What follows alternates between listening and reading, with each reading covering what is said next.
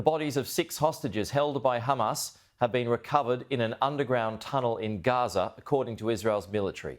The captives were among more than 200 people taken by the militant group during their cross-border attacks on October 7 last year. Elliot Gotkin has the details.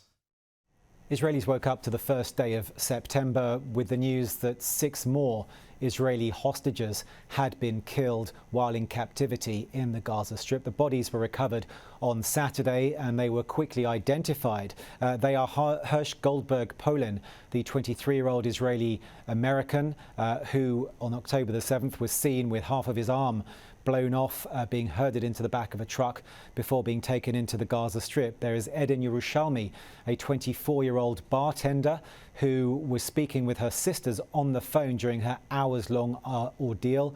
Her last words to her sister were, "Shani, they caught me." There was Carmel Gat, a 40-year-old occupational therapist student.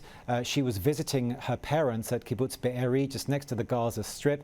Her mother was killed that day. Her father survived. And she was described by some of the hostages released in the one and only ceasefire between Israel and Hamas back in November as a guardian angel, teaching them meditation and yoga. There was Almog Sarusi, 27-year-old, who was with his girlfriend of 5 years. She was shot and wounded mortally. He stayed with her to try to help. He wound up being kidnapped himself. Alexander Lobanov, a 32-year-old Russian Israeli, was working as a bar manager at the Nova Music Festival, reportedly helped other people there to escape to a nearby forest, but they were discovered by Hamas and were kidnapped into Gaza.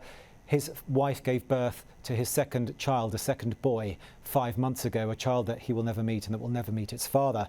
And then finally, there's Ori Danino, a 25-year-old who took a number of people from the Nova Music Festival to safety in his car, and then turned around and went back to try to help some more, and then he himself ended up being kidnapped. Now, President Isaac Herzog put out a statement saying the heart of an entire nation is shattered.